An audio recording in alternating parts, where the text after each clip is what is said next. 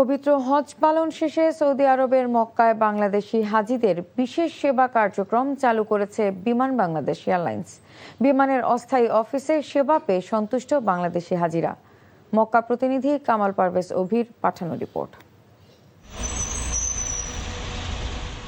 পবিত্র হজ পালন শেষে দেশে ফেরা বাংলাদেশি হাজিদের যাত্রা নির্বিঘ্ন করতে মক্কা ও মদিনায় বিশেষ সেবা কার্যক্রম পরিচালনা করছে বিমান বাংলাদেশ এয়ারলাইন্স।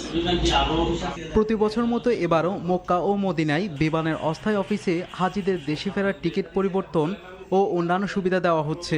বাংলাদেশ বিমানের যে টিকেটিং সংক্রান্ত যে সার্ভিসগুলো আছে সেগুলো দেওয়ার জন্য বাংলাদেশ বিমানের টিম আমাদের অফিসে এসেছে।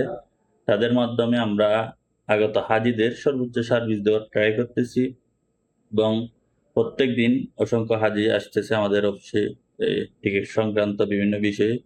এই সার্ভিসটা আমরা দিতে পেরে আমরা অবশ্যই গর্বিত যে হাজিদের সেবা করতে পারতেছি। আজাজিয়া ও মক্কার অস্থায়ী অফিসে টিকিট রি ইস্যু, আসন নিশ্চিতকরণ সহ সকল সেবা পেয়ে হাজিরা স্বস্তি প্রকাশ করেছেন। আমাদের বাংলাদেশ বিমান অনেক ভালো সার্ভিস আমাকে দিয়েছে। মক্কার বেশি দূরে না, আজিজিয়া কাছাকাছি, যে আমরা এই সার্ভিসটি পাওয়াতে আমরা অনেক খুশি।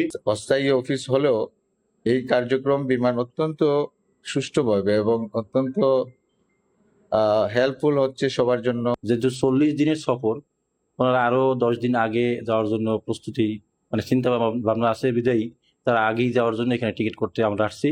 এখানে যত দ্রুত সার্ভিস দিছে আমার জানা মতে বাংলাদেশও এরকম এত দ্রুত সার্ভিস দেয় না।